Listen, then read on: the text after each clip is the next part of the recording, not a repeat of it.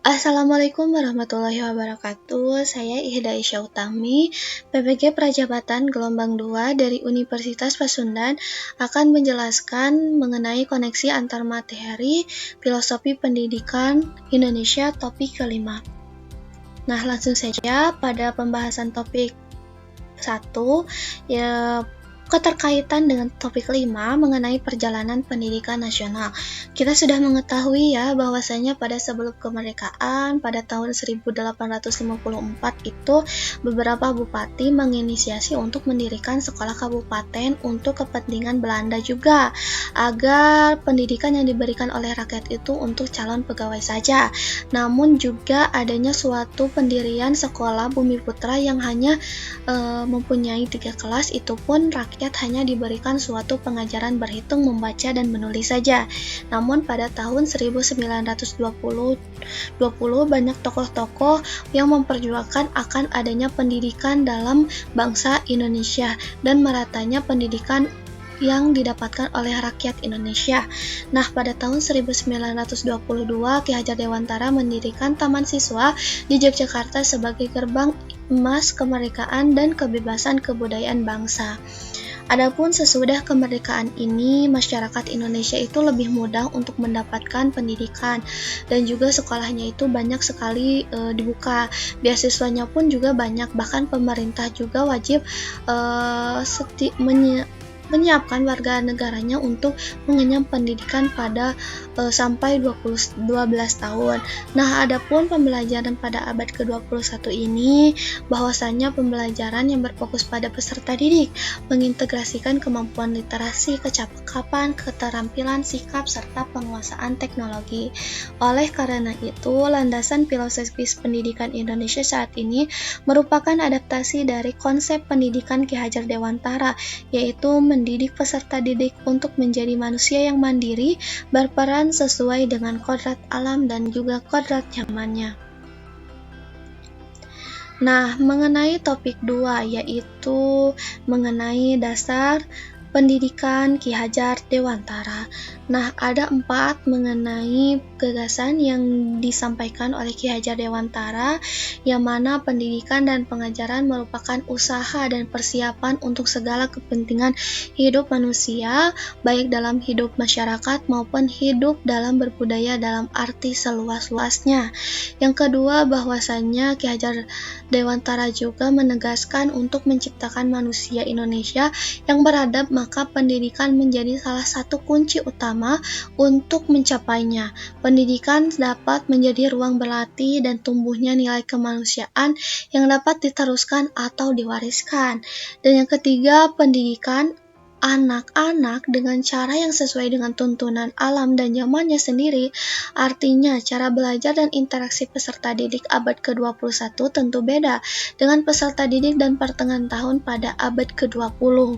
Nah, budi pekerti juga diartikan sebagai perpaduan antara cipta, karsa, sehingga menciptakan karya. Pengajaran yang dilakukan oleh guru harus menekankan sistem among, yang artinya mampu memberikan tuntunan kepada peserta didik. Dapat kita simpulkan bahwasannya dalam pendidikan itu bukan hanya untuk memberikan suatu materi saja, tetapi dari dasar pendidikan Ki Hajar Dewantara sendiri bahwasannya dalam pendidikan bisa melakukan dalam segala berbagai aspek kehidupan, baik itu dalam aspek nilai-nilai dalam kehidupan. Oleh karenanya kita harus menyesuaikan pendidikan itu sesuai dengan zamannya dan juga sesuai dengan kodrat alamnya, karena pendidikan pada abad ke sekarang yang mana teknologi itu berkembang pesat tentunya berbeda dengan pendidikan sebelumnya pada abad ke-20. Nah, mengenai topik 3 yang mana mengenai identitas manusia Indonesia. Jadi Ki Hajar Dewantara ini juga menegaskan bahwasannya Pancasila merupakan intisari yang merangkum nilai-nilai, jiwa, dan semangat yang dihidupi oleh orang-orang Indonesia yang selalu menjunjung tinggi nilai gotong royong. Dengan menggali nilai-nilai luhur yang sudah dihidupi masyarakat di Kepulauan Nusantara, Soekarno menjadikan Pancasila Pancasila sebagai identitas bangsa Indonesia dan sekaligus manusia yang mana identitas ini terdiri dari bahasa, bendera, lagu kebangsaan, lambang negara, semboyan, dan dasar falsafah.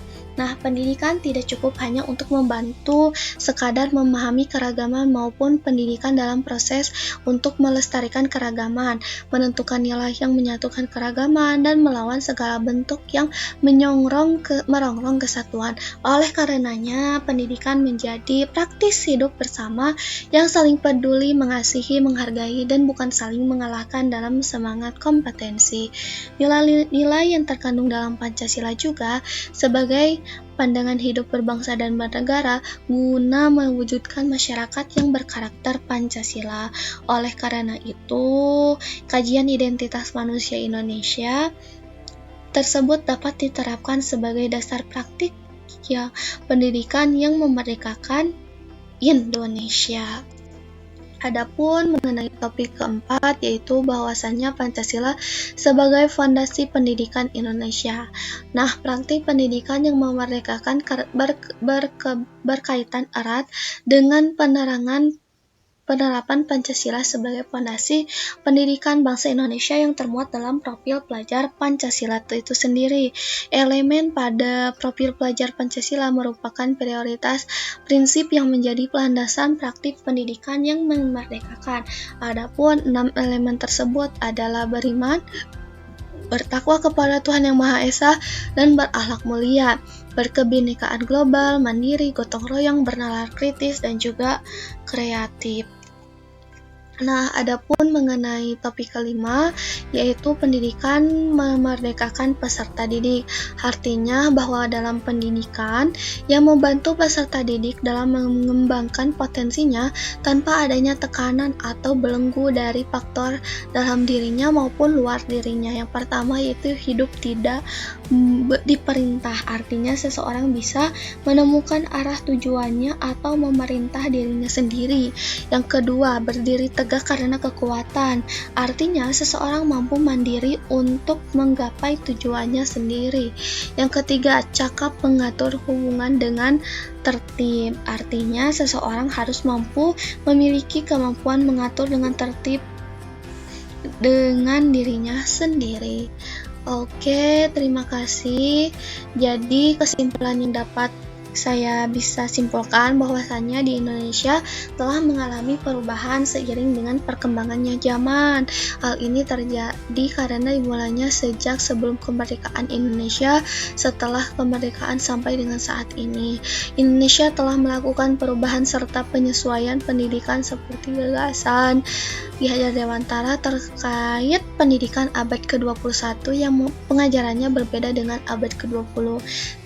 Selain itu, perkembangan ilmu teknologi menjadi salah satu faktor pendukung perubahan, namun Indonesia tetap berpedoman pada Pancasila sebagai landasan serta tetap memperhatikan entitas serta identitas manusia Indonesia dalam perubahan pendidikan yang ada. Selain itu, pada abad ke-21 sudah seharusnya pendidikan mampu membantu peserta didik dalam mengembangkan kemampuan serta potensinya tanpa adanya tekanan atau belenggu dari faktor dalam dirinya maupun luar dirinya, yang mana prinsip yang harus dicapai yaitu hidup tidak diperintah, berdiri tegak karena kekuatan sendiri, dan cakap mengatur hidup dengan tertib.